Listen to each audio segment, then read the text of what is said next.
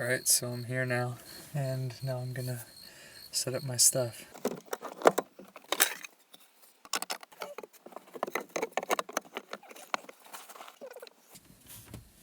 I brought this jacket for a reason. This is the spot where there's a little bit of gap for my head. Then I just put my pillow over that, and it's plenty. So, there we go. That's everything else. I even got a little spot for other random stuff like my phone and toothbrush and whatnot. When it's just one person, this is ridiculously comfortable. It's like the lap of luxury. It's like the back seat of luxury. Could we say that? My forehead's bigger than ever. What if it's like my forehead grows with my ego?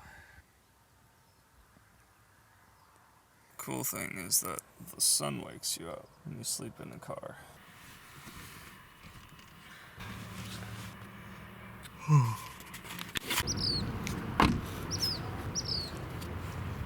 My dad has been nomadic for the last 15 or so years, but he always seems to make wherever he is feel like home.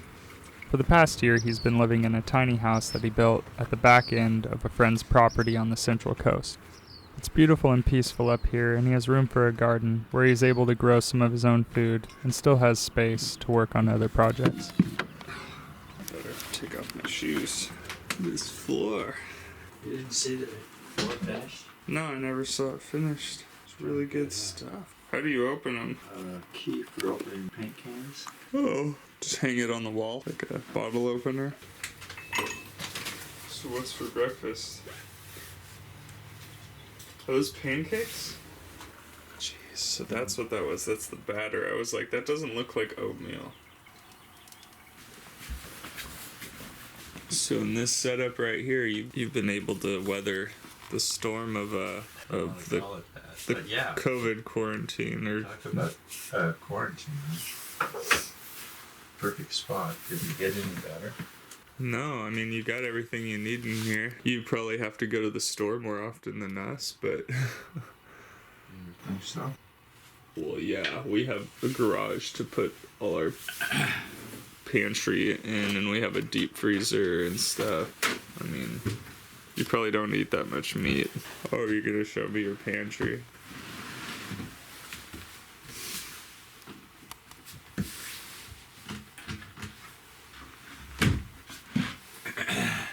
Okay, just kidding. It's cool. Is it cool? Yeah. And then this one I think is... The next one's closed. The one at your feet is my clothes. Oh, clothes. Oh yeah, these are thick. That's cool.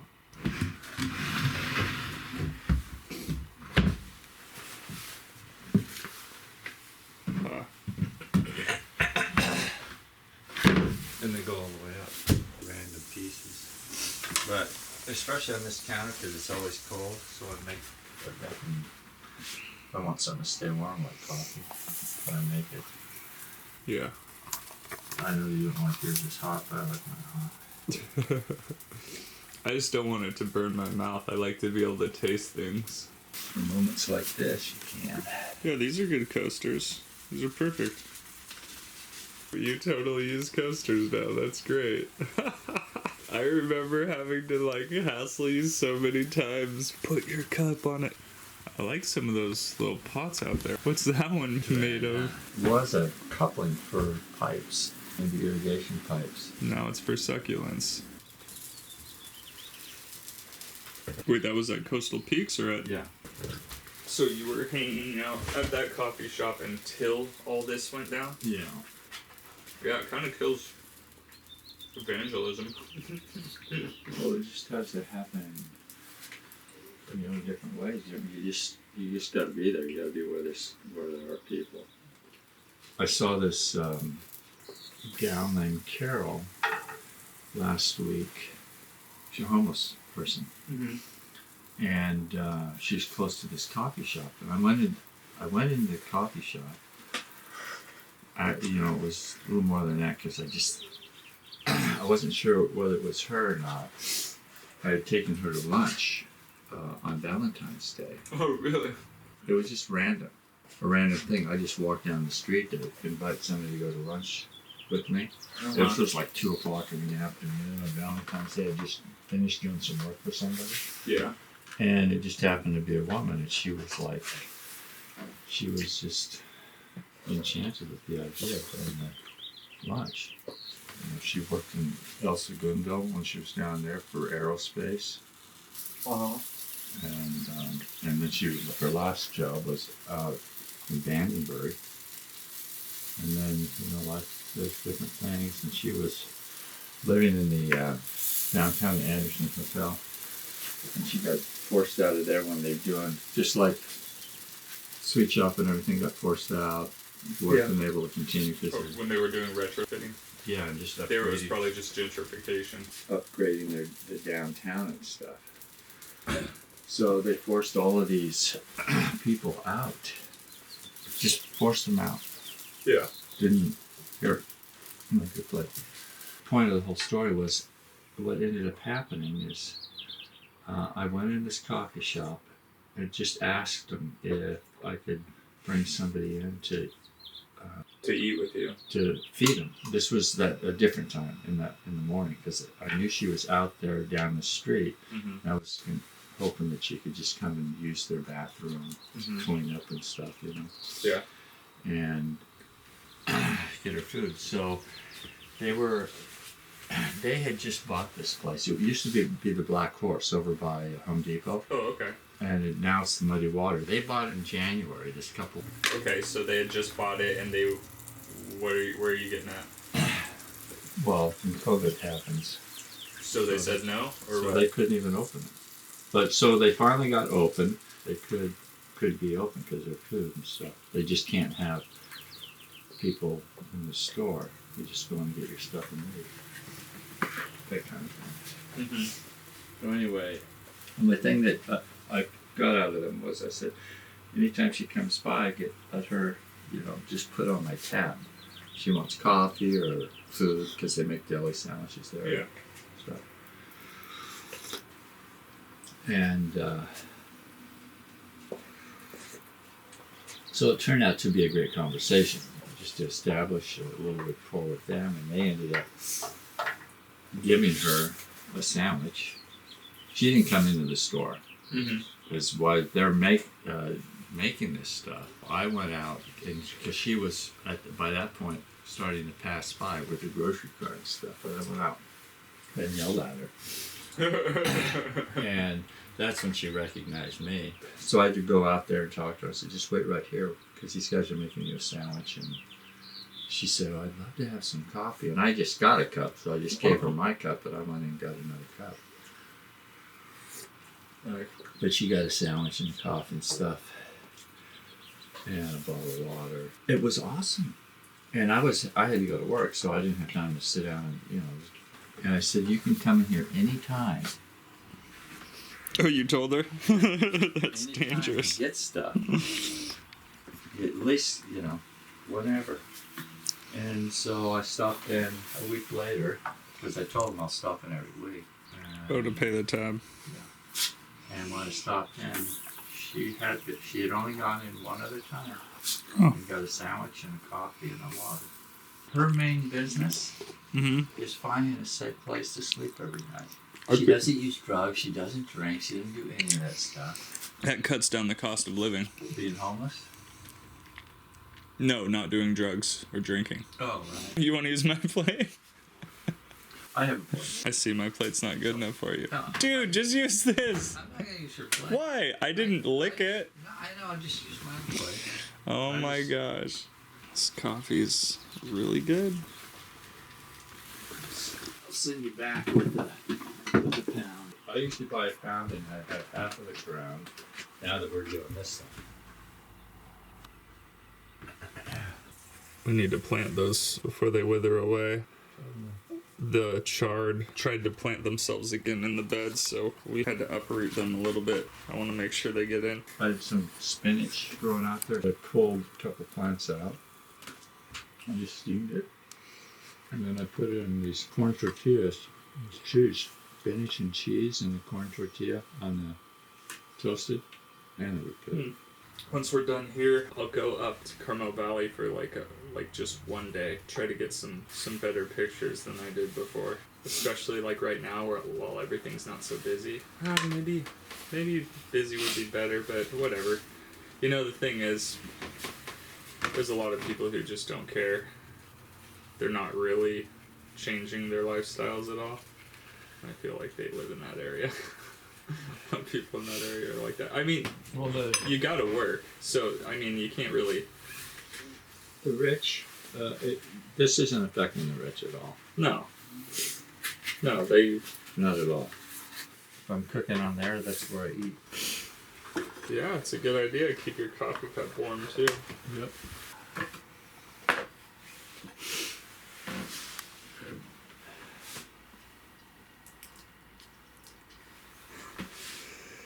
Did you just pour hot water on these to clean them? Yeah. Oh, that's great. Come back and sterilize them. Nice. It doesn't matter who he's with or what he's doing, but without fail, every conversation with my dad somehow makes its way to Jesus. I told you about my reading in Peter this week, Mm-hmm. and you thought I was turning it into a sermon. I wrote a couple notes down this morning. That's what I wrote down. The flesh wars against the spirit. He that suffers in the flesh has ceased from sin. Chosen of God to be his people and priest that express his praises in light in the dark world. It is the will of God to execute good works towards all men, that some may come to the light as God calls them to. This is the act of planting and watering, as Paul described. The sweet spot for us is to be comfortable in this, in the criticizing, the grief, the suffering for well-doing. This is acceptable with God and what we are called to do, as Jesus' example shows us. You can find that in 1 Peter chapter 2. We are dead to sin so that we can live under his righteousness. So in those verses 20 through 25, the big takeaway in there is that this is acceptable with God and what we are called to do. So to suffer as he suffered, we cease from sin, our works are accepted, and it is what we're called to do. There's a sweet spot there in that if we're comfortable being in those places, we can get a lot. No one's comfortable in suffering. I know That's the whole. That's what suffering is. Suffering is the opposite of being comfortable. Well, I know that, but there's a challenge there. He's comforting people. It's really all the same thing. There's my Bible right there. This one? Yes. That's the one that was in that picture I sent you. Yeah. From way back in the 1970s. Yeah, people have come a long way with binding. This is... No, one of the girls in the Omaha house made me this cover. I know. Yeah, dude, you didn't... And I don't remember who gave me the Bible. Somebody gave it to me, maybe the pastor in that house, because I would have never had my name put on it. He jumps into the next chapter about a relationship with the man and the woman. It's the same act as we would have towards God. Yeah. That we're expecting the woman to have towards us. And then at the same time, we are called to lay down our lives for the woman as Christ laid down his life for the church. So the picture that Peter puts in there, it is all one message. Yeah. He's not jumping around. It's all one message. No, I know, but he's progressing. He's developing an idea. Yeah, Christ also suffered for us, leaving us an example, that ye should follow his steps. Ye. Okay, so this is King James. Yeah. I just don't think anyone should ever quote the verse, he who has suffered has ceased from sin, without fleshing that out a lot more, because that's dangerous. Because you can suffer without ceasing sin. It happens all the time. Well, you're suffering when you're angry. Right, exactly. You're killing yourself. But this kind of suffering that you're called to, this kind of suffering actually produces rejoicing. Absolutely. Because you know, right? He starts the epistle that way. It right? produces a void of walking in sin. Wherein ye greatly rejoice, though now for a season, if need be, ye are in heaviness through manifold temptations, that the trial of your faith, being much more precious than gold that perisheth, though it be tried with fire, might be found unto praise and honor and glory at the appearing of Jesus Christ. So in that part, Forrest, what we want to do is we either go to flight, fright, or freeze when it comes to temptation, or when it comes to heaviness, or when it comes to those challenges and the trial of our faith. There's another way. And Paul expresses this in Corinthians chapter 13. Yet I show unto you a more perfect way. When we are suffering for righteousness, when we've done no wrong, that's acceptable with God, right? And for what we're called to do. So if we can go to that and be comfortable and take on that challenge our flesh, when one where it's all about me, all I have to do is say, Father, I don't want this to be about me. I'm reaching out with your grace and your mercy upon me. That's what I want to extend. That's what needs to go out from me. Grace and mercy right now. Yeah. You've given it to me. I know that it can go out. It's up to us to make the choice, the decision. After that, he provides the way. He's already provided us the willingness, then he provides the way. What he started, he can finish, and he does. Yeah. Intercedes in that so that we can live with him for eternity. Yeah. Like have life. Like not just like eternal life. But it's like it's entering into something that is so much more than what we have right now. It's the whole purpose for our existence. It's the whole purpose of his sacrifice for us to not just be forgiven, but it's so that we could then enter into a relationship that is ultimate.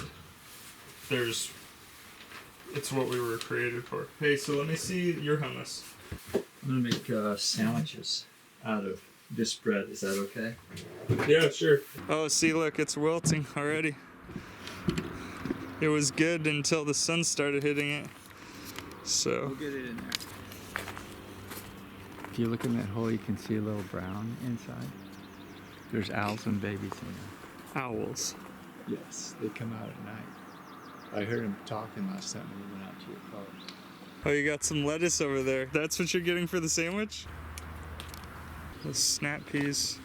Quite a few on there. You just grab those off and eat them. Especially when they get that big. You're not supposed to leave those on there. Yeah. Can't leave those on there. Oh, they're sweet. Dude, you're not eating your snap peas fast enough. Yeah, when they get big like that, you have to get them, and then the more you eat, the more it will yield because it's not working on these anymore. Man, that's awesome.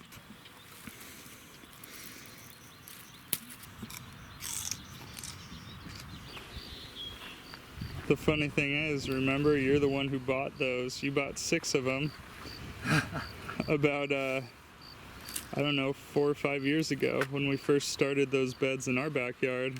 Yeah. And now you've got 6 of your own. And those were all volunteers. All of them. Awesome.